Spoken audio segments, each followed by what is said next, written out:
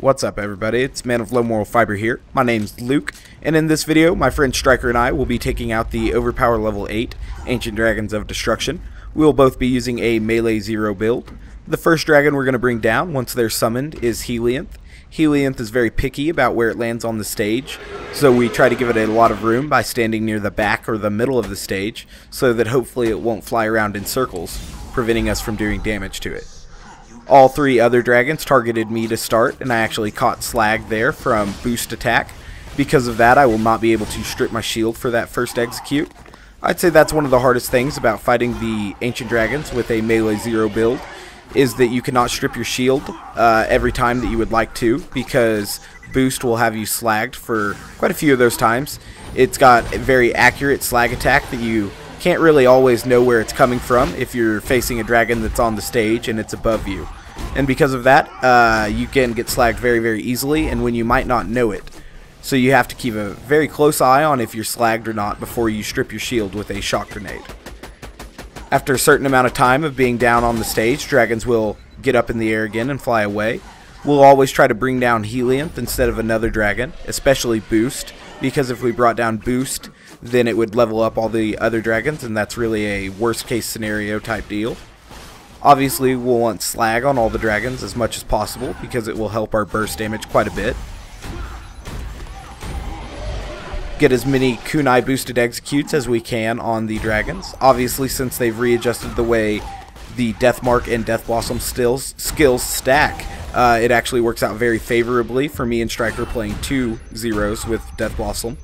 I go down here, but it actually allows me to get several Roid damage boosted rapier stabs on Helianth, and even though they weren't from the back, they still did a fair amount of damage, so that worked out pretty well all in all.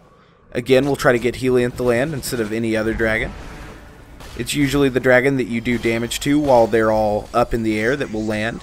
Sometimes it will be a Nova or damage over time that actually draws the dragon down.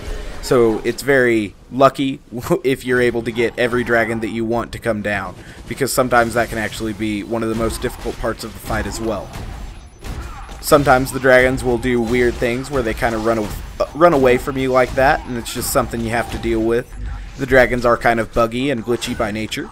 Again, I didn't have a chance to strip my shield there because I was slagged. That's okay, we got Helianth into killing blow range anyway. I'll let Striker go ahead and get the killing blow so he can get the second wind. The next dragon I'll want to bring down is Brood. Brood has a lot less health than Helianth and provides many second wind opportunities that won't be quite as annoying now that there will only be 2 or 3 dragons, I guess, left. 2 once we kill Brood.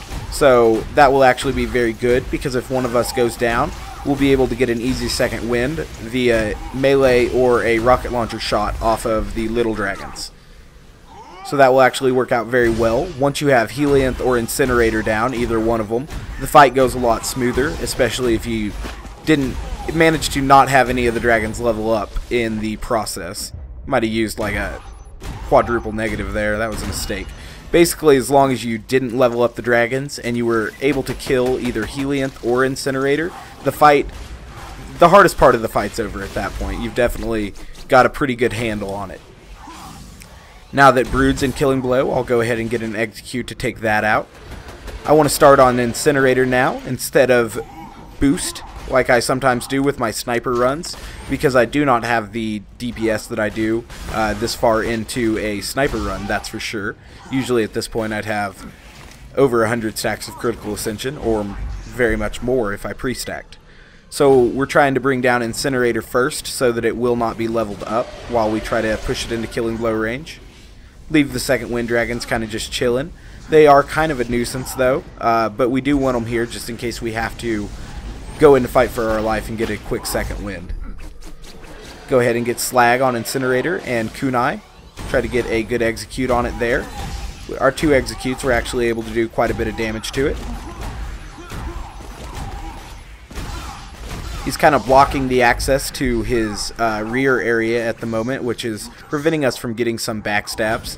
And since he did some flying around before he actually landed, he spent less time on the stage because of that. This time he landed right away, so we'll get an extended opportunity to do damage to him. So hopefully that works out really well. Again, trying not to bring down Boost because Boost will level up Incinerator, giving him even more damage reduction than he already has at Overpower level 8.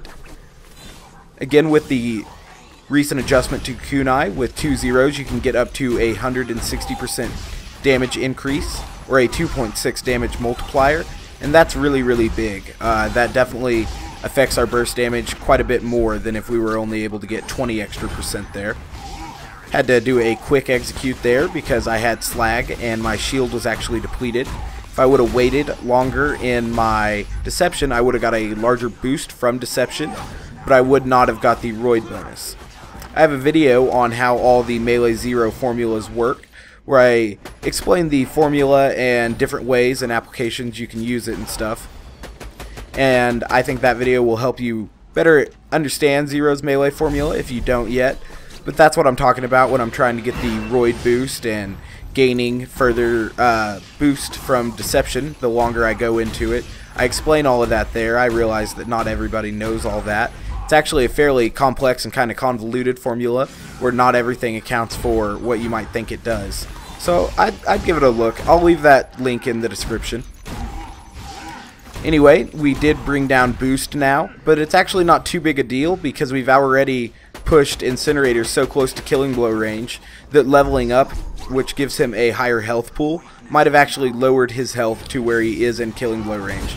I try to kill it here and you can hear the Killing Blow activate, but he had actually already gone into his invulnerable mode where he lights up the stage and protects himself for a little bit.